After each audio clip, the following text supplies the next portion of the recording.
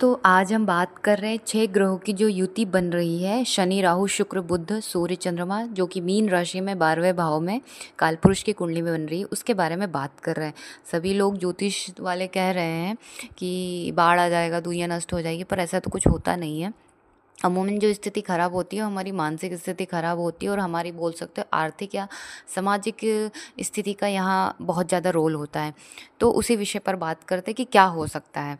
नमस्कार दोस्तों, मैं प्रज्ञा आपका हार्दिक स्वागत करती हूँ अपने प्रोग्राम में। दोस्तों, मेरे व्हाट्सअप नंबर है, यदि किसी को भी कुंडली से रिलेटेड जानकारी चाहिए, कुंडली बनवाना हो, तो आप इस पर संपर्क कर सकते हैं। इसके चार्जेस हैं।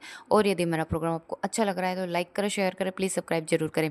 जो 29 मार्च 2025 को है, मीन राशि में 51 दिन के लिए ये युति बन रही है, खासकर राहु और शनि की। और इसके साथ ही शुक्र भी है, बुध भी है, सूर्य और चंद्रमा भी है। तो यहाँ पर हम बात कर रहे हैं 6 ग्रहों की युति एक साथ मीन राशि में बन रही है, जो कि जल तत्व राशि है। और इसका इफेक्ट क्या होता है वही देखते हैं।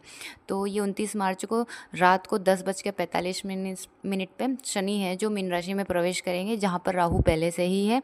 और कुंडली के हिसाब से क्या होता है कि शनि यहाँ कर्म के स्वामी है और लाभ के भी स्वामी हैं। तो ये कहाँ जाकर बैठ गए? 12वें भाव में।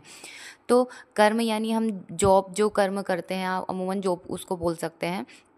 और लाभ यानी यानी कि हमारी इनकम आप बोल सकते हो कि हमें कहाँ से प्रॉफिट, इन दोनों के स्वामी हैं और वो 12वें में जाके बैठे हैं।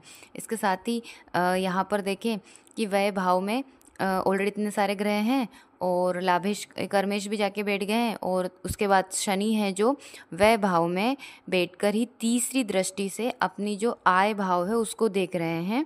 इसके साथ ही छठी दृष्टि है वो छठे भाव पर, सॉरी 7वीं दृष्टि है वो छठे भाव पर देख रहे हैं। और जो 10वीं दृष्टि है वो भाग्य पर देख रहे हैं। तो यहाँ पर शनि ने मतलब कर्म, पैसा, भाग्य और बोल सकते हो छठे भाव जो होता है उन सबको कवर करके रखा हुआ है। और ये इसका इफेक्ट यहाँ पर ये होगा कि इन जो मेन स्थिति होती है वो हमारी आर्थिक स्थिति होती है, यानी पैसा, और इसके साथ कर्म यानी कि जॉब, इस पर थोड़ा इफेक्ट यहाँ पर अच्छा खासा देखने को मिलेगा। और क्योंकि जो पहले से परेशान है वो शायद और परेशान हो जाए। और इसके साथ देखिए कि खासकर 4 राशियाँ जो होती हैं उन पर ज़्यादा इफेक्ट होने वाला है। जो कालपुरुष की कुंडली है वो मेष की है, तो मेष के देख सकते हैं 12वें घर में ये युति बन रही है। तो जो 12वें घर होता है वो खर्चे का होता है, हॉस्पिटल का होता है, मंदिर का होता है, विदेश का होता है। तो स्वाभाविक है इसमें इतनी उथल पुथल है, तो इससे ही रिलेटेड आपको इशू देखने को मिलेंगे। तो यहाँ पर मानो खर्चे का हम बात करते हैं, खर्चे बहुत ज़्यादा होने वाले हैं, तो आप मंदिर में ही दान दे दीजिए ना। खासकर जब भी आप जाते हैं तो पैसे का दान दीजिए खासकर, क्योंकि जो खर्चा आप बाहर की चीज़ों में होने वाला हो सकता है वो अच्छे कार्यों में हो जाए। और खासकर मेष को 7.5 भी शुरू हो रही है 29 मार्च से ही। इसके साथ हम देखें कि जो दूसरी राशि बनती है मीन राशि, तो ये मीन राशि के या लग्न को हम देखते हैं। तो लग्न में यदि मीन राशि है तो जो लग्न में ही ये युति बन रही है, तो खासकर बहुत ज़्यादा खुद पर ध्यान देना होगा, कंट्रोल करना होगा, छोटी छोटी बातों पर ध्यान नहीं देना है। आपके व्यक्तित्व से ये चीज़ें जुड़ जाएगी नहीं तो। और इसका असर ऐसा नहीं है कि जिस दिन से बन रहा है उसी दिन उसके पहले से इफेक्ट स्टार्ट हो जाता है। तो स्वाभाविक है आप थोड़ा सा ध्यान, पूजा पाठ इनमें अपना मन लगाइए। जो भी आपको अच्छा लगता है, सिंगिंग, डांसिंग, उसमें अपनी रुचि दिखाइए, एक खासकर 51 दिनों में। इसके साथ ही अगली जो राशि है वो सिंह राशि है। सिंह राशि के अष्टम भाव में ये युति बन रही है। तो जो अष्टम भाव होता है वो ऑलरेडी, हाँ, वो मृत्यु का भी होता है, आयु का भी होता है, वो थोड़ा सा डरावना होता है आप बोल सकते हो। तो खासकर इसमें हेल्थ का आपको ध्यान रखना है। मतलब यदि आपको कुछ प्रॉब्लम है तो पहले ही सचेत हो जाइए, या फिर आपसे जो बन पड़े, योगा, मेडिटेशन, एक्सरसाइज, ये सब थोड़ा सा स्पेशल यहाँ पे करिए। खान पीन पे थोड़ा सा नियंत्रण यहाँ पर रखना पड़ेगा आपको। इसके साथ ही जो अगली राशि या लग्न हम बोल सकते हैं, जो धनु लग्न के बारे में, तो उसका जो चौथा भाव है वो वहाँ पीड़ित हो रहा है। चौथे भाव में सुख भाव यदि बोलते हैं हम, प्रॉपर्टी का, भूमि, भवन, वाहन का, माँ का भाव बोल सकता है।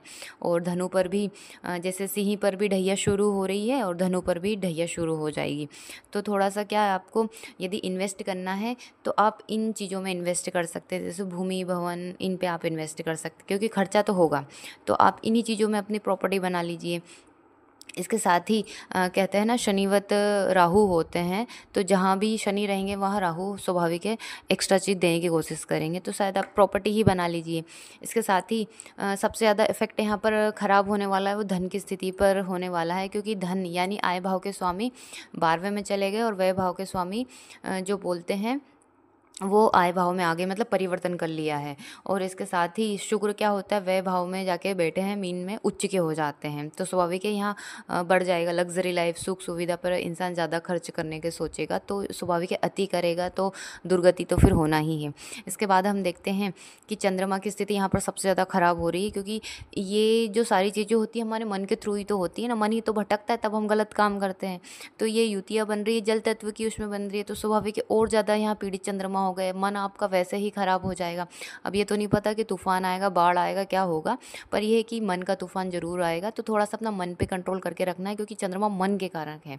तो यदि मन ही पीड़ित हो जाएगा तो फिर सब कुछ डैमेज हो जाएगा, मतलब स्वाभाविक भटकना फिर 100% होगा। और ये वैसे भी राहु बैठा है तो भ्रम में रखेगा आपको, और परेशान होना, टेंशन, अति करने से बचिएगा यहाँ पर, क्योंकि सुख के स्वामी 12वें में उच्च के बैठे हैं, तो हो सकता है बहुत ज़्यादा आप लग्जरी की तरफ भागे या सुख सुविधा की तरफ भागे, यही आपको धीरे धीरे कर जाए या डैमेज कर सकता है। यदि आप एक चीज़ करेंगे कि फोकस होकर यदि काम करेंगे तो ये सोचने में नहीं आएगा ना। और ये युति भी हम देखें कि हॉस्पिटल वाले भाव में बन रही है, वह भाव में बन रही है, तो थोड़ी शांति बनाकर आपको 51 दिन के लिए रखना ज़रूरी है। इसके साथ ही हम देखें कि सबसे बेस्ट है हार्डवर्क करें, और तो उतना ही बैलेंस रहेंगे। खासकर 2 दिन, सवा 2 दिन तक चंद्रमा जब तक राशि नहीं बदलते, खासकर वो दिन तो स्पेशल है, तो उस दिन कोई सवा 2 दिन तक डिसीजन ना ले, पेंडिंग रखें। 29 मार्च को बात कर रहे हैं हम लोग। फिर भी राशि बदल जाती है, चंद्रमा यदि जंप भी कर जाते हैं, तो बाकी की युतियाँ तो है उसी भाव में। और इसके साथ ही यहाँ पर है कि पंचम के जो स्वामी बनते हैं सूर्य बनते हैं, तो सूर्य को हम राजा बोलते हैं, तो राजा भी वह भाव में जाके बैठे हैं। तो राजा जिनके कारक है पंचम भाव, यानी ज्ञान का, बुद्धि का, तो स्वाभाविक है बुद्धि का हरण हो जाना आप बोल सकते हो, वह भाव में बन रहा है ना। तो इसीलिए सूर्य उपासना बहुत ज़रूरी है, ताकि आपकी आत्मा सही रहेगी तो स्वाभाविक है मन भी कंट्रोल में रहेगा। इसके बाद में यदि बहुत ज़्यादा अभी धन की ही यहाँ पर बात कर रहे हैं, तो श्री सूक्त का यदि आप पाठ कर सकते हैं तो वो करिए, और शिव की साधना तो सबको करनी ही है। धन्यवाद दोस्तों।